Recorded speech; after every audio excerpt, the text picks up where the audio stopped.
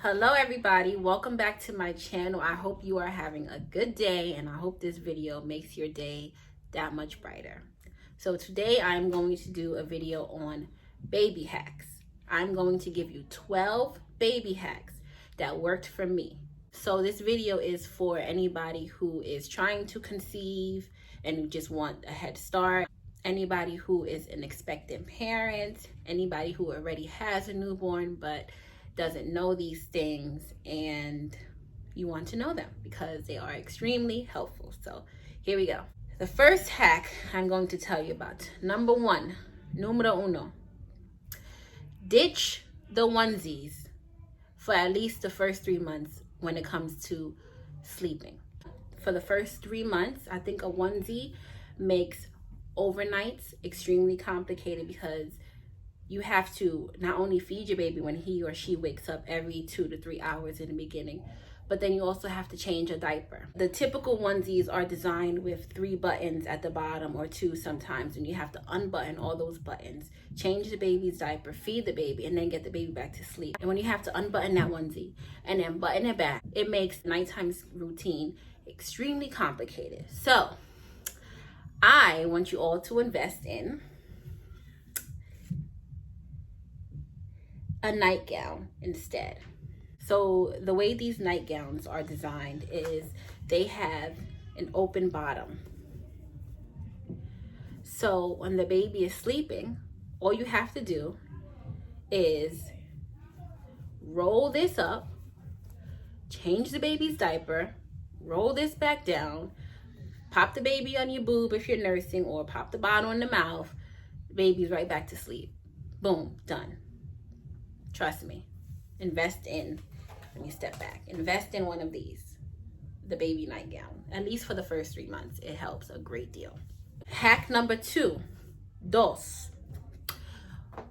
When it comes to cradle cap, now cradle cap is extremely common in newborns. So the 2 things that helped me is E-Organics Super Balm. Okay, this helped me a whole lot. I put this on my baby from the moment he came out of the womb, and he did not have cradle cap at all. When I did see a little bit of it, I reapplied this after every shower and he was fine. Also, what helps is coconut oil, extra virgin pure and unrefined cold pressed organic coconut oil. Rub this on your baby's scalp, especially in the middle area where cradle cap is most common, the middle upper area. Trust me, it works. For those of you who don't know, because I didn't know what cradle cap, I always heard the term, but I never knew exactly what it was. It's a buildup of extra oil on the baby's scalp. It causes these white, flaky, thick covering on the scalp. It kind of looks like dandruff, like really bad dandruff. So just in case you didn't know, that's what cradle cap is. Okay, the third hack, número tres. Okay, I don't know why I'm doing this in Spanish as well. I don't know, I just think it adds a little oomph to the videos. Okay, so if your baby uses a pacifier and that baby also has to take medicine, moms, you know how extremely hard it is to give your baby medicine. So while the baby is utilizing the pacifier, sucking on it, you know, whatever, and then you have to use this syringe. Let's pretend there's medicine in this. While the baby is sucking on the pacifier, you insert the medicine slowly into the back, so the back of the pacifier. And then while the baby is sucking, they're also gonna suck the medicine out. I know you like that one. Trust me, it works. The fourth hack. Now, you can thank me later for this one. This one is just as good. So if you have old diaper dispensers, right? Let's say you have 2 of these. You got 2 during your baby shower or whatever. You just happen to have 2 or you just want to buy an extra one. Put plastic bags in them. That way, in the middle of the night when you're changing a poopy diaper, you already have the plastic bags available to you. And you could just put the poopy diaper in the plastic bag, tie the plastic bag, put it on the side of your bed until the morning, and then you'll deal with it. That way, in the middle of the night when you're still tired and you have to attend to all these needs of your baby, you don't have to go through all these extra steps to do something extra, because everything will be available to you by the side of your bed. Number 5, if you're nursing and you're also pumping, if you have unused breast milk that either has expired because you didn't use it in time, or you just pump, or you produce so much milk that you have an excess supply, use it. Do not throw it away. Use it to give your baby milk baths. It's so essential. It helps to moisturize the baby's skin. It helps with dry skin, any skin irritation, any acne, any eczema. I even heard it helps with adults with pink eye. I'm not too sure about that, but I did hear that. Baby hack number 6. In your diaper bag, make sure you pack not only extra clothing for the baby, but extra clothing, at least a shirt for yourself. Because trust me, during the first 3 to 4 months of a newborn's life, they, puke a lot.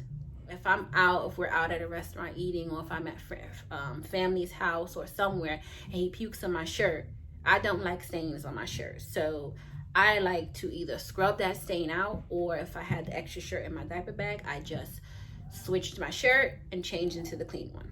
Trust me, you won't regret it. Just pack the extra shirt. Baby hack number 7. I made this mistake, but I did learn this recently.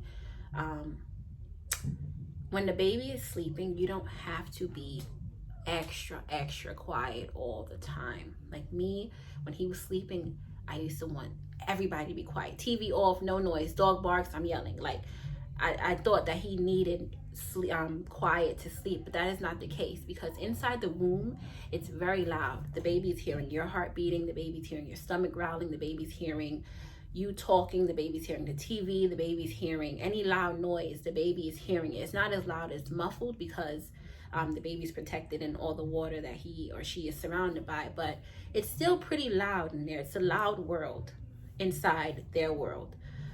So you don't have to think that a baby needs peace and quiet when they come out. They actually don't. They actually might be more comfortable in the noise. Bet you didn't know that. And if you did, whatever.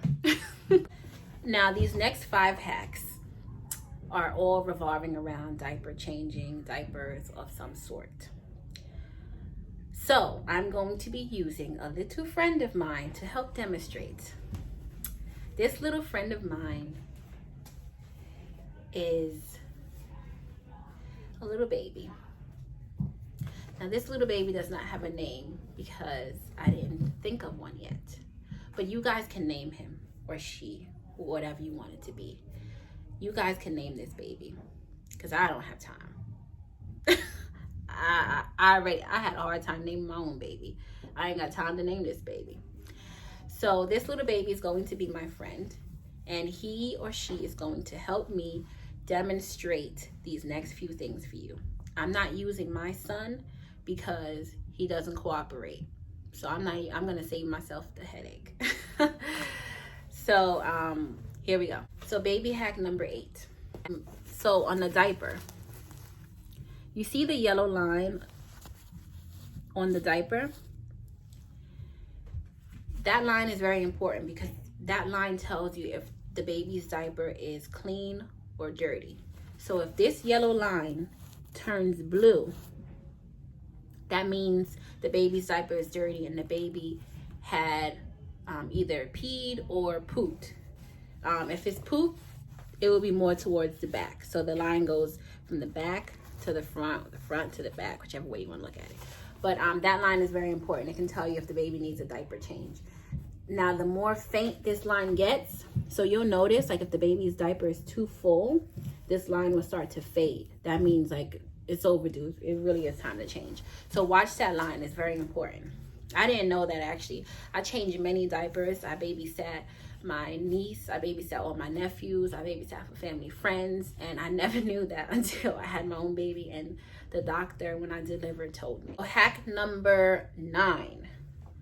This You know how like when you're changing a diaper, if you know, you don't know, but especially for boys, since I have a son, I find that this happens a lot until I started doing this. But for girls, I'm not sure if it happens as much. But when you're changing your son and you open that diaper and their private area is now exposed to the fresh, cool air, they always seem to want to pee, finish the job, start the job, I don't know, but he always used to pee, and the pee got all over me and whatever, it became a norm. And a joke in my house. Oh, you got peed on, whatever. So I didn't like that. So to prevent that from happening, this is what you can do. Okay, let me make sure you guys can see. I should probably lay this baby down. I'm gonna lay him down for the next one. But before you open the diaper, pretend this baby, where's the belly button? You don't have a belly button. So pretend this baby has a belly button and it's right here. Matter of fact, let's draw one. The belly button is right here. Yeah, looks about right. I think I did that right. Okay, so the baby's diaper is on. You'll do a better job than this. You're about to change the baby. The baby's laying flat on his or her back. What you do is you take a wet wipe and you rub under the baby's belly button. Okay, you rub under, it's not under. You rub under like this, back and forth with the cold wipe. And then you wait a couple seconds. And usually when you do this, if the baby does have to pee and hasn't done it yet, the baby will then pee. And that way, when you open the diaper, you'll no longer be peed on. Thank me later. Isn't that great? It's just great.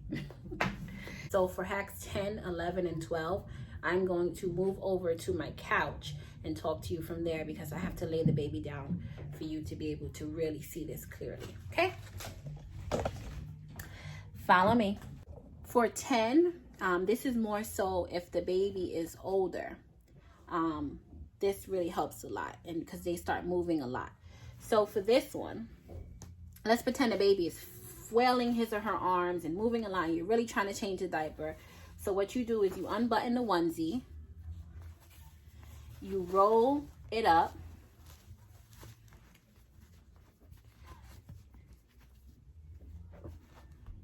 and you lock the baby's arms like that.